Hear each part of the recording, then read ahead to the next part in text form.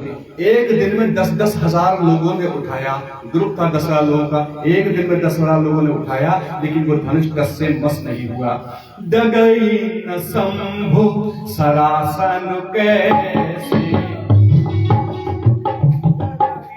शंभु सरासन कैसे, डगई न शंभु सरासन कैसे, कामी वचन संजीवन जैसे, कामी वचन संजीवन जैसे। महाराज जब किसी से धनुष नहीं हिला तो राजा जनक को बड़ा पश्चाताप हुआ, ये विधाता मैंने ये क्या कर डाला। ये सारे राजा लोग आ रहे हैं, ये तो बड़ी हंसी की बात हो गई। कोई धनुष को छू तक हिला तक नहीं पा रहा है, उठाना तो दूर, लगता है मुझसे भारी भूल हो गई। दीप दीप के भूपति नाना, दीप दीप के भूपति नाना, दीप दीप के भूपति नाना, आए सोने हम यौवन ठाना, आए सोने हम यौवन ठाना। देवल नज धरे मनुज शरीरा, देवल नज धरे मनुज शरीरा, कोई वीरा किरण धीरा, कोई वीरा किरण धीरा। श्री राम जय राम जय जय राम, श्री राम जय राम जय जय राम। राजा जनक को अत्यंत पश्चाताप होने लगा। रानी सुनैना के नेत्रों में अश्रुधारा बहने लगी। मेरे पति ने ये कैसा प्रण कर डाला, क्या मेरी जान की कुंवारी रह जाएगी विधाता? ये कैसी लीला है विधाना, विधाता आपकी कैसी लीला है। बाबा लिखते हैं जनक जी के तो कड़वे वचन बोल गए, जनक जी जैसा महाज्ञानी आज कटु वचन बोल रहा है क्या। अब जन को माख फट मारी, अब जन को माख फट मारी, फिर वही वही मैं जाने, फिर वही वही मैं जाने। तजहु आस निज निज ग्रह जाहु, तजहु आस निज निज ग्रह जाओ, तजहु आस निज निज ग्रह जाओ। दिखाना विधि में देहि गाओ, दिखाना विधि में देहि गाओ। कठिन शब्द राजा जनक ने बोल दिए। बोले मुझको ये विश्वास हो गया यार पृथ्वी वीरों से खाली है। बहुत सरल भाषा में पंडित राधेश्याम जी क्या लिखते हैं, हे द्वीप द्वीप के राजा गण, हम किसे कहें बलशाली है, हमको तो ये विश्वास हुआ पृथ्वी वीरों से खाली है।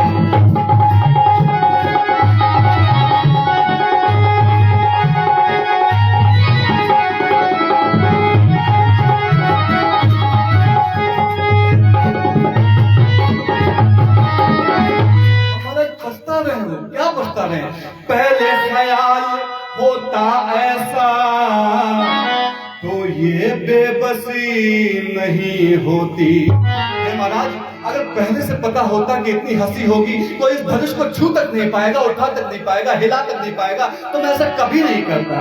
पहले ख्याल होता ऐसा तो ऐसी बेबसी नहीं होती, हम करते नहीं प्रतिज्ञा ये तो ऐसी हंसी नहीं होती।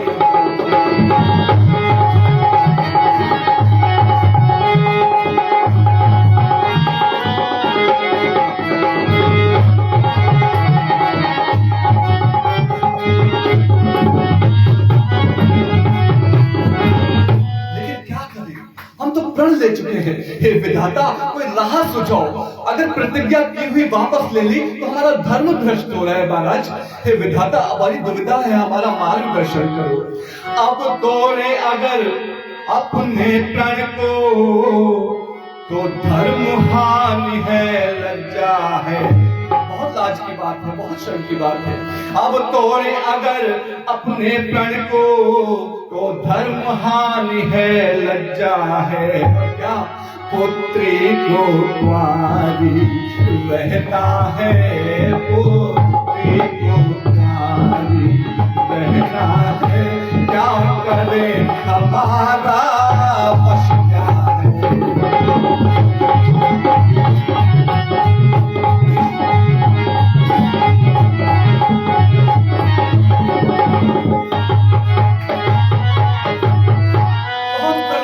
जनकराज तजहु आस निज निज ग्रह जाओ, लिखा था विधि विदेह विवाह।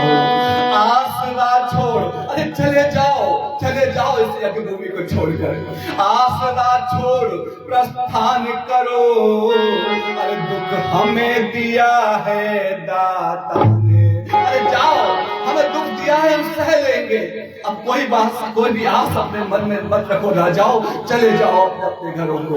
आसरा छोड़ प्रस्थान करो, दुख हमें दिया है दाता ने। और क्या सीता सुकुमारी का विवाह लिखा ही नहीं विधाता ने।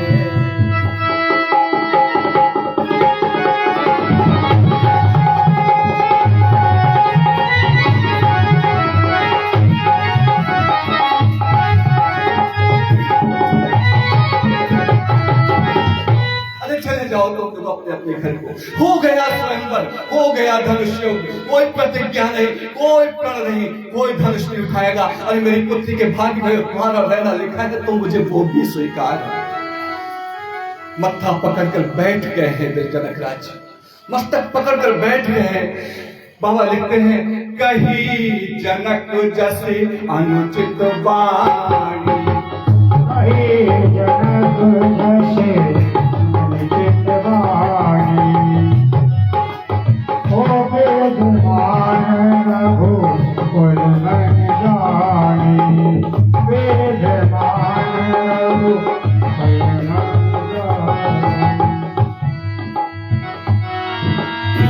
सुना हो भाग पुरो पंकज भानो, पया हो सुभावना अच्छे अभिमानो। जो तुम्हारे जनो शासन पावो, उन्नत की मना मान्य उठावो।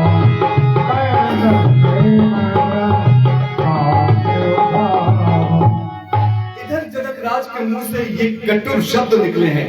उधर क्या हुआ, वो बैठा है छोटा रघुवंशी, क्रोध से लाल हो गया। अरे कैसे कह दिया कि क्षत्रिय वीरों से पृथ्वी खाली हो गई। अरे तो जनकराज, तुम्हें शर्म नहीं आई। अचानक क्या हुआ, चुटकी में भक्ति कुटिल हुई, लोचन दोनों अंगार हुई। राजा के कान समान वचन छाती के भीतर पार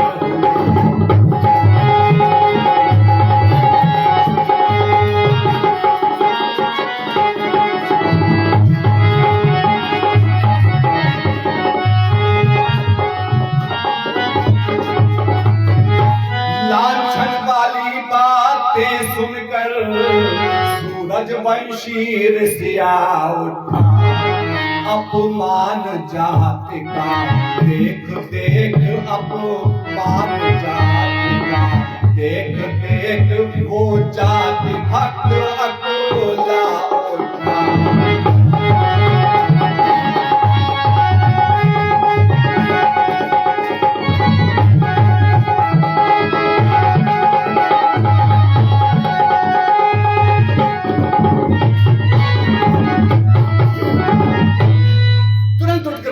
लक्ष्मण और कहते, हे जनक, अरे तुम्हें बोलने का कुछ शौर है या नहीं?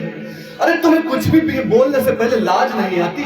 और कहते हैं कि कुछ भी बोलने से पहले विचार कर बोलना चाहिए, कुछ सोच कर बोलना चाहिए। महाराज, कोई साधारण आदमी अगर इस तरह की बात करता तो मैं एक बार को क्षमा कर सकता था। आप जैसा ज्ञानी विद्वान पुरुष इस तरह के शब्द बोल रहा है, मुझसे सहे नहीं जाते जनक। अब देखिए महाराज, महाराजा जनक कौन है? एक परम ज्ञानी है, विदेह की उपमा उन्हें मिली हुई है।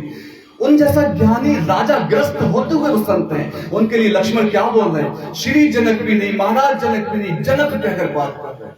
क्या लक्ष्मण अशिष्ट हैं? लक्ष्मण को तमीज नहीं है। मेरे राम का छोटा भाई, ऐसा हो सकता है कि राम मर्यादा पुरुषोत्तम छोटे भाई को तमीज ना हो? यह बड़ा शानदार अर्थ है। राम जी मुस्कुराकर, राम जी गंभीर नेत्रों से लक्ष्मण को देखते हैं। लक्ष्मण, तुमने ये क्या कहा? लक्ष्मण, ये तुमने क्या कह डाला? जनक जी का सम्मान से बात करो।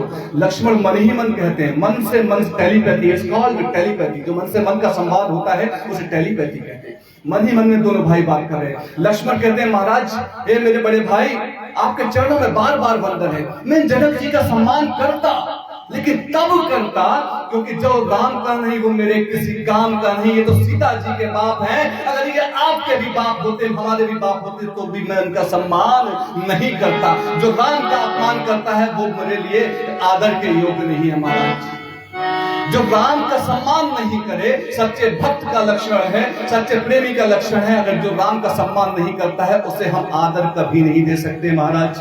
बहुत बड़ी सीख लक्ष्मण ने यहाँ दी है। लक्ष्मण कहते हैं, मैं नहीं कर सकता, और कहते हैं मेरा स्वभाव भगवान ऐसा है कि अपमान कहीं भी होता है मुझे गवारा नहीं है, और कृपा गुरु के चरणों की है, बल और प्रताप आपके चरणों का है। अभिमान मैं इस प्यार कर कहता हूं, मेरे अंदर कोई अभिमान मत समझना, ये अहंकार की बात नहीं है प्रभु। अगर आपका आदेश में एक बार पा जाऊं तो ये धनवा क्या चीज है, ये धनुष क्या चीज है? मैं सारे ब्रह्मांड को उंगली पर उठाकर दौड़ लगा दूंगा महाराज। तोड़ू छत्रक दंड जनी, तब प्रताप बलनाथ, जो न करहूं प्रभु पद शपथ, पुनि न धरहूं धनुहाथ, पुनि न धरहूं धनुहाथ, या ही प्रण रोकूं, उलट देऊं ब्रह्मांड यदि मैं क्षण में रोकूं। लक्ष्मण जी क्रोधित हो गए। उन्होंने अपने धनुष को पृथ्वी पर फेंक दिया, और धनुष को जब पृथ्वी पर फेंका है, पृथ्वी डगमगाने लगी है, पृथ्वी हिल गई, चारों दिक्पाल कांपने लगे, थर-थर कांपने लगे। अजीब सा भूचाल सा आ गया। बोले श्री लखनलाल सरकार की। लक्ष्मण जी को जब इस तरह क्रोध में देखा महाराज, सारे राजाओं की हवा निकल गई। बोले, हम जिन्हें सुकुमार बालक समझ रहे थे, ये छोटा तो बड़ा खोटा निकला। फिर बड़ा क्या होगा? वो शांत बैठा है। कहते हैं तूफान आने से पहले हवा भी शांत हो जाती है महाराज। राजाओं को लगने लगा कुछ घटना घटने वाली है, कुछ अनहोनी सी होने वाली है, कुछ चमत्कार सा होने वाला है। तो मेरे राम मुस्कुराकर विश्वामित्र को देखते हैं, जैसे मन ही मन कह रहे हो कि प्रभु क्या आप। विश्वामित्र ने भी उनके भावों को समझा और उन्हें आशीर्वाद दिया, इशारा किया हाथ से, राम उठो, अब तुम्हारी बारी है। उठहु राम भंजहु भवचा, उठहु राम भंजहु भवचा, उठहु राम भंजहु भवचा, उठहु राम भंजहु भवचा, मेरहु बराग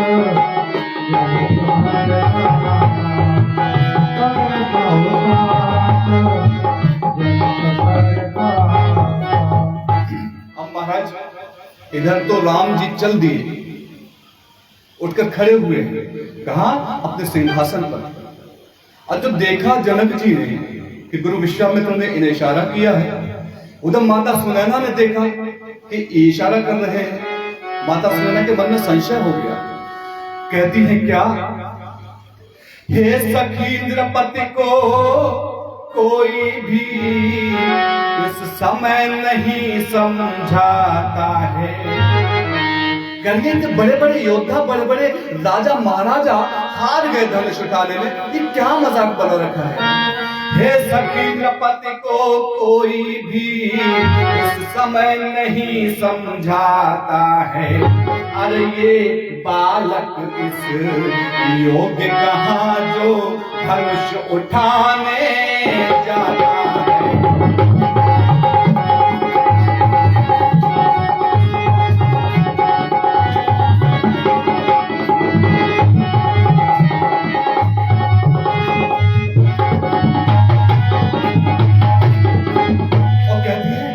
बड़े बड़े योद्धा हार गए तो क्यों समय नष्ट करते हैं? बड़े बड़े योद्धा हारे, शिव जी का धनुष ये उठाने में, क्या फिर समय नष्ट क्यों करते हैं?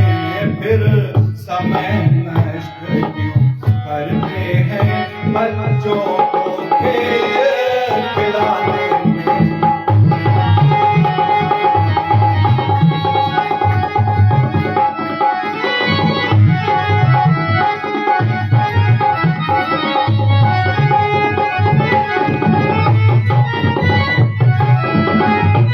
महारानी सुनैना, जनक जी की पत्नी का नाम है महारानी सुनैना।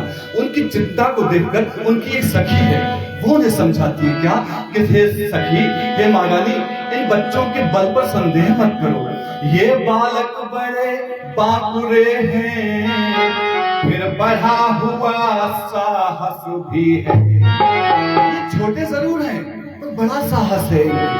मत देखो बाल अवस्था को, मत देखो बाल अवस्था को, बल तो कुछ चीज और ही है।